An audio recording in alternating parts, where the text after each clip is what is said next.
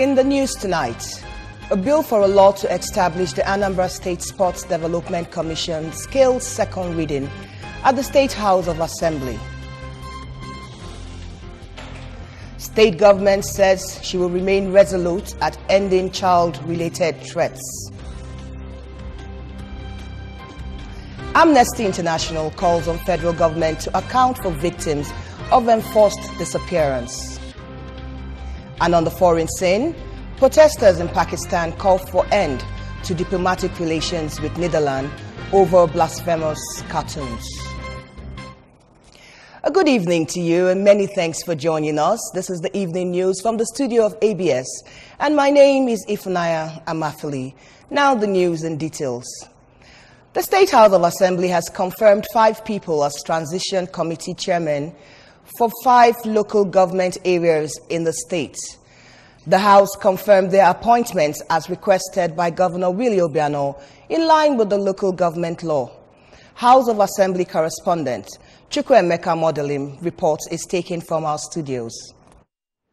The Transition Committee chairmen and their local governments are Mr. Pius Ifade, Anambra East, Mrs. Ifi Obinabo, Orumba North, Mr. Ferdinand Omuje, Oka North, Mr. Patrick Ayamba, Onisha North, while Mr. Sylvester Okafor is for Anambra West local government area. The House confirmed their appointments in the committee of the whole House, while the Speaker, Barrister Rita Madago, read out their confirmation through a voice vote. In a vote of thanks, the Transition Committee Chairman, Anambra East local government area, Mr. Pius Ifade, thanked the House and the executive arm of government for finding them worthy to serve the state, assuring that they would live up to expectations. On her part, the Transition Committee Chairman, Orumba North Local Government Area, Mrs. Ifi Obinabo, assured that Orumba North Local Government Area would record unprecedented development for the period she will pilot the affairs of the council area. Also at the plenary, a bill for a law to establish the Anambra State Sports Development Commission scaled second reading, while a bill for a law to establish the Fisheries and Agriculture Business Development Agency scaled first reading. Similarly, Anambra State Commercial Motorcycle Prohibition Law 2018 scaled first reading. From the State House of Assembly, Chukwuemeka Modelim, ABS News. The Commissioner for Social Welfare, Children and Women's Affairs, Lady Ndidi Mezwe, says the ministry remains resolute in ending child-related threats and improving the social status of women. Lady Mezwe made this known while briefing newsmen on the activities of her office since assumption of duty. And our correspondent, Daniel Ezeibe, was at the briefing and now completes the report. In an extensive breakdown of the achievements of the ministry in women and child support, the commissioner said the ministry kicked off its activities with a roadshow in collaboration with the National Agency for the Prohibition of Trafficking in Persons, NAPTIP, on the dangers of child trafficking and abuse. She added that the successes of the 2018 Mothers Summit and Community Empowerment Tour are predicated on a clear blueprint, commending the state government for providing a solid platform for those achievements. Answering questions on the menace of hawking among children during school hours and what the ministry is doing to checkmate the trend, Lady Mezwe said the State Steering Committee on Child Labor and Enforcement Unit set up by the ministry, made up of military and paramilitary agencies, has achieved successes in picking up children found at these hours and taking them to a remand center at Abagana, Njikoka local government area. I'm so grateful and appreciative of what God is using Dr. William Madabro Chukwuemeka to do in our state. You know, he has been supporting us. Even the Minister for Women Affairs was like, other states should come to Anambra and borrow leave for what we are doing here. The permanent secretary of the ministry, Dr. Ofomata, who broadened the issue of child labor, noted that the ministry has been proactive in the fight, saying it would not rest on its hours until the menace is totally obliterated in the state. The governor and RULAC is working towards getting an establishment where we're going to train these people in different vocations and even give them formal education. So in the next couple of months, you're going to see an eradication or minimizing. We're going to minimize the number of people that you are seeing in that on the streets. In Oka, Daniel Ezigwe, ABS News. A 2-day sensitization workshop on community mobilization Participatory rural appraisal techniques and community development plan preparation has been held in Oka by the Anambra State Community and Social Development Agency. And our correspondent, Valentine Madwaha's story is taken from our studio. In his address, the General Manager, Anambra State Community and Social Development Agency, Mr. Chodimojeku, appreciated Governor Willie Obiano for creating this agency under the Ministry of Economic Planning, which aims at fighting poverty in collaboration with the World Bank. Mr. Mojeku noted that the purpose of the workshop is to train the agency's field and operation officers in order to effectively implement the social development projects, which were designed to touch mostly the lives of the poorest in the communities. He assured that the agency will assist the government in achieving sustainable development goals. CSD is an agency of government of Anambra State. It's a full-fledged prestataire under the Ministry of Economic Planning, established to fight poverty and to ramp up community and social development in Anambra State. Now we've received tremendous interest from communities to participate and benefit from the project. So we now want to send to them our field officers into these communities and assist them do proper need analysis and then come up with this very important document we call community development plans. The World Bank consultant on social protection, which the Anambra State CSDA falls under, Professor Ngozi Anyekwa, noted that the aim of the community and social development project is to promote prosperity and eradicate poverty, and applauded Governor Obiano for his efforts towards good governance. Professor Anyekwa assured of transparency and accountability in disbursement of funds from World Bank as Community Project Monitoring Committee will serve as a watchdog to avert embezzlement and mismanagement. She added that the project has plans for gender and vulnerable groups as grants are being set out to that regard. As she maintained that if the projects are well implemented, will help in achieving the sustainable development goals in Anambra State and Nigeria at large. CSDP's objective or main PDO is to increase access of the poor to natural and social resources infrastructure at a very sustainable level, particularly in the Northeast, where you have IDPs, you have people who are displaced from their various communities and so on and so forth, who have lost their homes, who have lost their schools, who have lost their lives, who are particularly displaced and they don't have anything to hold on to. On their part, some of the participants, including Mr. Michael Obiekwe from Ministry of Works and the Monitoring and Evaluation Manager, Anambra State CSDA, Mr. Chodimora, while assuring for effective, efficient and selfless service to Anambra, noted that the program will go a long way in effecting positive change in the poor and rural communities, adding that the gender and vulnerable groups among them will also be touched. It has to do with sensitization and mobilization, and also on how to prepare ourselves for the participatory exercise on the field. High points of the event were exclusive lectures by the resource persons as well as practicals and interactive sections. In Oka, Valentine Mbadwa reporting for ABS News. Nigeria International has installed Dr. Mrs. Florence Mwakego Mwako Orailosi as her first patroness. The event, which took place at her family compound at Orofia, Abagana, in Injiko local government area, commenced with a Eucharist celebration officiated by Monsignor Emmanuel Ugo of Nsukka Catholic Diocese. And Emmanuel Okonkwo was there and reports now for ABS. The People's Club of Nigeria International is a non-profit organization that brings people of like minds together to foster development. Speaking during the event, the president of the club, Chief Joseph Ilonze, who said that the club, which started in 1971, immediately after the war, was aimed at supporting the needy. He said that Dr. Mrs. Mwako, who is a member of the London branch of the club, was chosen as patroness due to her contributions to the society. Chief Ilonze noted that the club is anchored on unity, peace and progress, and called on affluent individuals to join the club as it is for the good and betterment of the society. What the People's Club unity, love and service.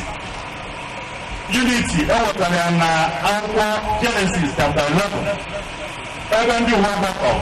wee na-achọ ka anụ ha nọ wee metụ eluigwe nkabapụ Chineke anya inekwa anya na savis Yesu Kristi gwara anyị na onye ọbụla chọrọ ka ọ bụrụ n'ụwa na ga-abụ odibo nye mmadụ niile.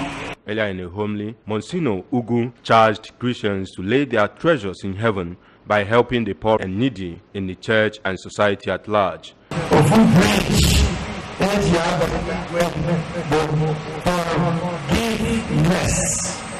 If we do not forgive one another, I do not think we can make it. We need forgiveness ourselves, and Jesus told us we must also forgive others. In a remark, the newly installed patroness of the club, Chief Nwako Orelosi, expressed joy over her new position and assured that she would continue with her selfless service to humanity, which earned her such recognition. I've always helped the club. They know, even before I was made a patron, or even before I applied, I was helping the club. If I saw anything that needed doing, I did it without being asked, and I will continue to do that.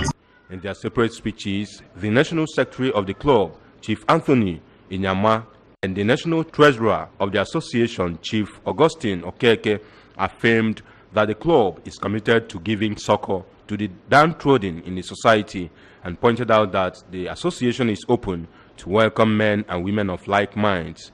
On his part, Mr. Abuchinwozo of the ABS and a friend to Nwako Orelosi family congratulated the new patroness on her position, describing the recognition as an honor well deserved. Highlights of the event were the conferment of the honor on Chief Florence Nwako Orelosi, cultural displays, and visits by relatives and friends. From Orofia, Abagana, I am Emmanuel Okonkwo, reporting for ABS News. And on the national scene, Amnesty International has called on the federal government to account for all persons who have disappeared in the country at different times. In a statement issued to mark the International Day of the Victims of Enforced Disappearances, the human rights group accused the government of holding several persons in secret detention facilities without charge or trial across the nation. The director of Amnesty International Nigeria, Osai Ojiho, accused the government of using enforced disappearances as a tactic to silence critics and instill fear in civilian populations facing the double threat of armed groups and military operations. According to her, some detainees have been held incommunicado for about 9 years without access to their family or lawyers. She added that others have received court judgments ordering their release from custody, but security agencies have continued to defy the orders. Using the case of a journalist, Abiri Jones, who was detained for more than 2 years without trial, the director said at the beginning the government denied detaining him, only to later release him following pressures from civil society organizations. Mrs. Ojiho said, according to figures provided by the Islamic Movement of Nigeria, the fate of about 600 people of their members have been unknown since the Shiites clashed with the military in December 2015 in Zaria. She alleged that several people suspected of being associated with Boko Haram, Niger Delta agitators, and pro-Biafran activities in the country were arbitrarily arrested and detained by the Department of State Services, DSS, in recent years. The National Bureau of Statistics says 1,331 Nigerians died in road crashes across the country. This is according to the figure contained in the National Bureau of Statistics, NBS Road Transport Data, Q2 2018.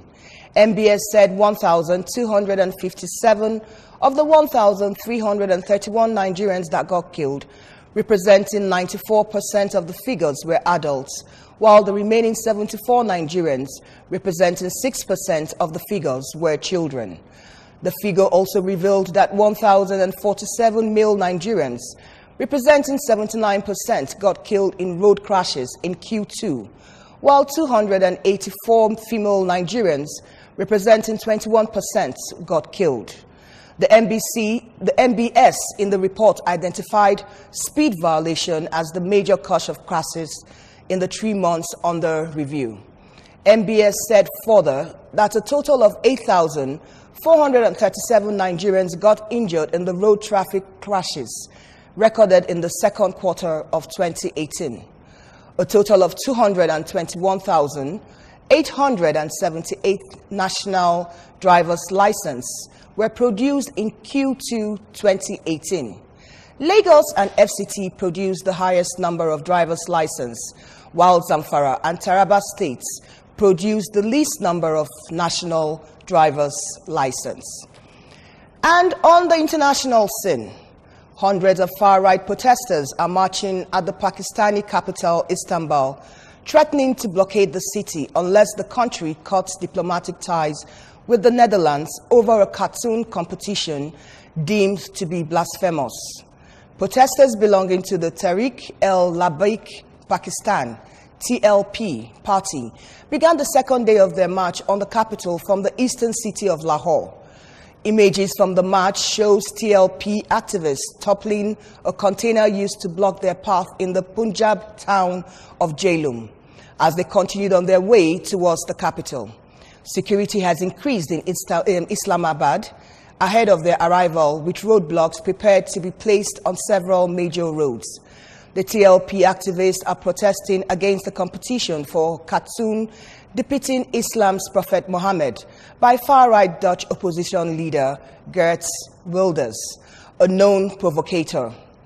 Physical depiction of God or the Prophet Muhammad are forbidden in Islam, and the TLP says the competition amounts to blasphemy.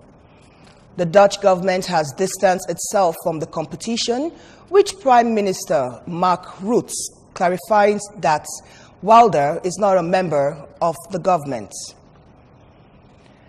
And the business news, the Nigerian Postal Service is set to roll out a new product, electronic money order, that will enable customers in both rural and urban communities to transfer and receive money across the country. The Postmaster General of the Federation, Mr. Bisi Adebuyi, disclosed this when the Indian High Commissioner to Nigeria, Mr. Ben Rodi, visited him in Abuja. Speaking to journalists after the meeting, Mr. Adebuyi said the new service will replace the old postal order through which customers sent money to their loved ones through the postal system. He said the old postal service had become moribund given the advent of modern communication technologies, and thus the decision to replace the service with a digital product that will meet the needs of modern time. On his part, the Indian High Commissioner, Mr. Reddy, said he visited NIPOS to seek collaboration with the postal organization, given the similar system bequeathed to both Nigeria and India by the erstwhile colonial power, Britain. According to him, both countries will this year celebrate 60 years of diplomatic relationship as India opened its diplomatic office in Lagos in 1958. Reddy also urged the postal organization to take advantage of free training services on offers from the Indian government. And on our sports scene, the Premier League referee, Bobby Madley, has been sacked after sending an inappropriate message on social media featuring a picture of a disabled man. It is understood the Snapchat message suggested the 32-year-old will be able to win a race against the disabled man on a school sports day. After the image was seen by the Professional Game Match Officials Limited, he was informed that his contract will be terminated. It is understood Mr. Madley is presently relocating to Norway, and if selected, he will be able to continue working as a professional match official. The Premier League have told journalists that Bobby Madley is no longer employed by PGMOL. Mr. Madley had officiated 91 matches in the Premier League since 2013 and also took charge of last season's Community Shield at Wembley. Remember that you can follow news and programs on ABS from any part of the world simply by logging on to our website, which is www.absradiotv.com, or like us on our Facebook page, which is www.facebook.com/radio television, or follow us on our Twitter and Instagram handle. And we'll take a recap of the main points once more. A bill for a law to establish the Anambra State Sports Development Commission has scaled second reading at the State House of Assembly. The state government said she remains resolute at ending child-related threats. Amnesty International has called on federal government to account for victims of enforced disappearance. This is contained in a statement issued by the group today in Abuja. And on the foreign scene, protesters in Pakistan have called for an end to diplomatic relations with Netherlands over blasphemous cartoons. And that's it for us on the ABS Evening News. Many thanks for joining us. My name is Ifunaya Amafili. Do have a pleasant evening.